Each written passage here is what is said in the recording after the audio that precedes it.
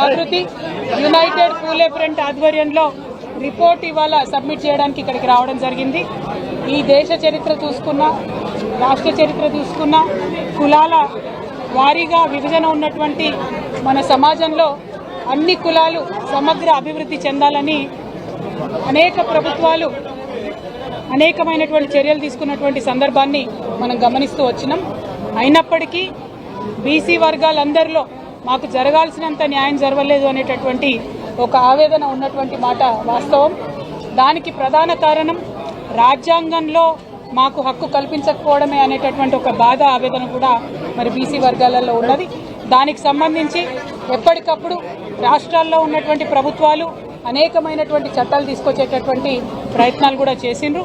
మరి మీ అందరికీ కూడా తెలుసు, ఉమ్మడి ఆంధ్రప్రదేశ్ అయినా తదనంతరం ఏర్పడ్డటువంటి తెలంగాణ రాష్ట్రమైనా ఎప్పుడైతే ప్రాంతీయ పార్టీలు అధికారంలోకి వచ్చినాయో, తమిళనాడులో డిఎంకే ఏడీఎంకే ఆధ్వర్యంలో కావచ్చు, ఆంధ్రప్రదేశ్లో ఎన్టీ రామారావు గారు, తర్వాత చంద్రబాబు నాయుడు గారు, తెలంగాణ రాష్ట్రం ఏర్పడ్డ తర్వాత గౌరవ ముఖ్యమంత్రి గారు కేసీఆర్ గారు, వారి ఆధ్వర్యంలో బీసీలకు న్యాయం జరిగిందనేటటువంటి విషయాన్ని మనందరం కూడా గమనించి గుర్తుంచుకోవాలి.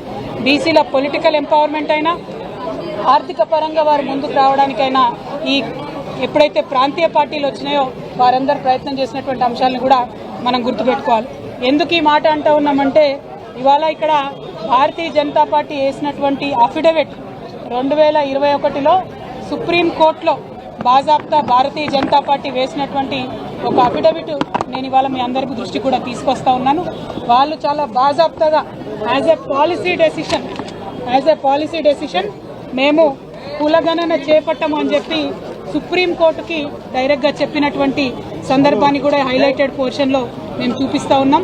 సుప్రీంకోర్టు ఆఫ్ ఇండియా ముందు భారతీయ జనతా పార్టీ కులగణనలో మేము జనగణనలో మేము కులగణన చేయము, కాస్ట్ సెన్సస్ చేయము అని చెప్పి ఖరాఖండిగా చెప్పినటువంటి పార్టీ భారతీయ జనతా పార్టీ డిఎన్ఏలోనే బీసీలకు, ఎస్సీలకు, ఎస్టీలకు ఒక వ్యతిరేకత నింపుకొని ఉండేటటువంటి పార్టీ ఆ పార్టీ. కాబట్టి వాళ్ళంతా ఓపెన్గా స్పష్టంగా మేము కులగణనకు వ్యతిరేకమని చెప్పడం జరిగింది. మరి వాళ్ళ బీసీ బిడ్డలుగా మనందరం కూడా ఆలోచన చేసుకోవాలి. అటువంటి పార్టీలను, అటువంటి నాయకులను నిలదీసి మన హక్కుల్ని సాధించుకునేటటువంటి ప్రయత్నం చేయాలి. మీకు తెలుసు, ఇక్కడ కాంగ్రెస్ ప్రభుత్వం ఏర్పడేటటువంటి సందర్భంలో కామారెడ్డి డిక్లరేషన్లో బీసీల కోసం మేము చాలా న్యాయం చేస్తామని చెప్పి 42% రాజకీయంగా రిజర్వేషన్లు ఇస్తాము, 20,000 కోట్లు సాలీనా పెట్టి 1,00,000 కోట్లు 5 ఏళ్లలో ఇస్తామని చెప్పి పెద్ద మాటలు చెప్పడం జరిగింది. వాస్తవానికి అంతకుముందున్న బీఆర్ఎస్ ప్రభుత్వం ఇచ్చినటువంటి డబ్బులు అంతకన్నా ఎక్కువ ఇచ్చినా ప్రత్యేకించి బీసీలకని చెప్పుకోలేకపోవడం అన్నది మనం గమనించాల్సిందిగా ఈ సందర్భంగా నేను తెలియజేస్తూ, మరి ఇవాళ కాంగ్రెస్ పార్టీ ఇచ్చినటువంటి ఆ కామారెడ్డి డిక్లరేషన్ని యథాతథంగా అమలు చేయాలని కూడా మేము కోరుతా ఉన్నాం. మరి యథాతథం అన్నటువంటి దాంట్లో ఇవాళ బీఆర్ఎస్ పార్టీ, తెలంగాణ జాగృతి, యునైటెడ్ పూలే ఫ్రంట్, మరి అనేక బీసీ సంఘాలు పెద్దలు ఆర్ కృష్ణన్న లాంటి వాళ్ళు, తమ్ముడు జాజుల శ్రీనివాస్ గౌడ్ లాంటి వాళ్ళు, ఇంకా అనేకమైనటువంటి బీసీ మేధావులు గౌరీశంకర్ అన్న లాంటి వాళ్ళు అందరూ కూడా వాయిస్ చేస్తే ఇవాళ ప్రభుత్వం 11 నెలలు తాత్సరం చేసి ఇప్పటికీ ఫైనలీ డెడికేటెడ్ కమిషన్ వేయడం జరిగింది. మేము ఈ ప్రభుత్వాన్ని ప్రశ్నిస్తూ ఉన్నాం. మీరు అధికారంలోకి వచ్చే కన్నా ముందే మీరు చెప్పినటువంటి 2 సుప్రీంకోర్టు తీర్పులు వచ్చి ఉన్నాయి. ఆ 2 సుప్రీంకోర్టు తీర్పులలో కూడా డెడికేటెడ్ కమిషన్ వేస్తేనే బీసీ కులగణన సాధ్యమవుతుందని చెప్పి ఉన్నారు. అయినప్పటికీ 11 నెలలు మేమందరం ఉద్యమం చేసేదాకా మీరు డెడికేటెడ్ కమిషన్ వేయలేదు. ఇవాళ డెడికేటెడ్ కమిషన్ వేస్తే వాళ్ళకు కూర్చుందామంటే కుర్చీ లేదు, రాసుకుందామంటే పెన్ను లేదు, ఎక్కడికన్నా పోయి ఏమన్నా చేద్దామంటే వాళ్ళకి ఎటువంటి ఫెసిలిటీస్ లేనటువంటి పరిస్థితి.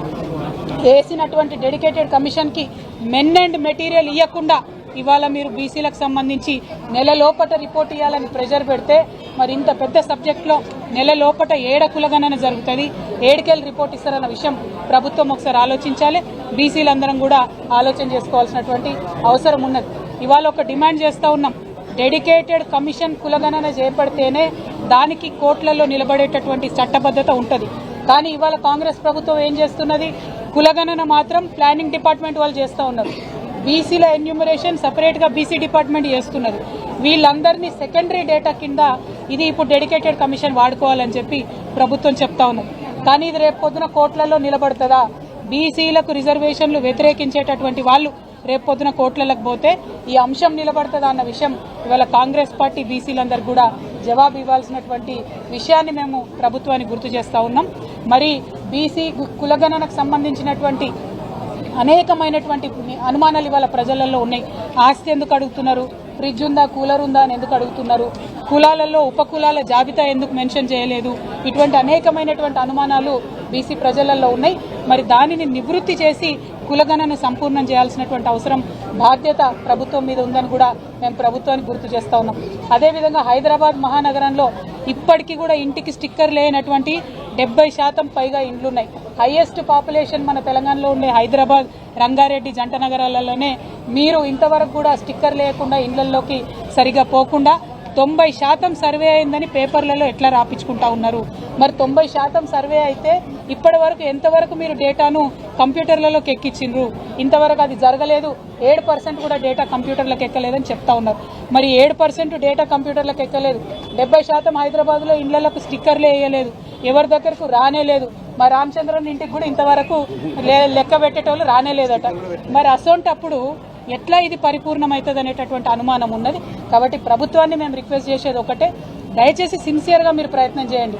మేమంతా మీకు సపోర్ట్ ఇచ్చి బీసీ సంఘాలుగా, కుల సంఘాలు, సామాజిక సంఘాలుగా మీ వెనుక నిలబడి తప్పకుండా ఈ కార్యక్రమం సంపూర్ణమయ్యేటట్టు చూస్తాం.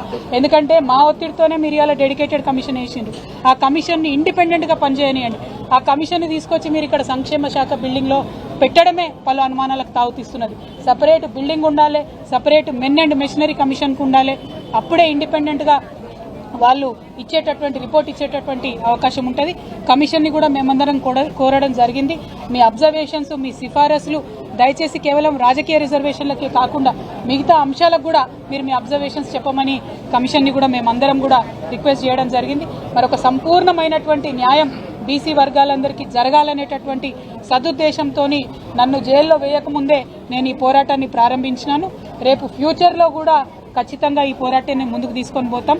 గల్లీ నుండి ఢిల్లీ వరకు ఎట్లా అయితే మహిళా రిజర్వేషన్ కోసం కొట్లాడినామో అట్లానే బీసీ వర్గాలకు దేశవ్యాప్తంగా రాజకీయాల్లో, విద్యలో, ఉద్యోగాల్లో, సామాజిక ఆర్థిక స్వావలంబన ప్రభుత్వాలు ఇచ్చేటటువంటి అంశంపై తప్పకుండా పోరాటం చేస్తాం.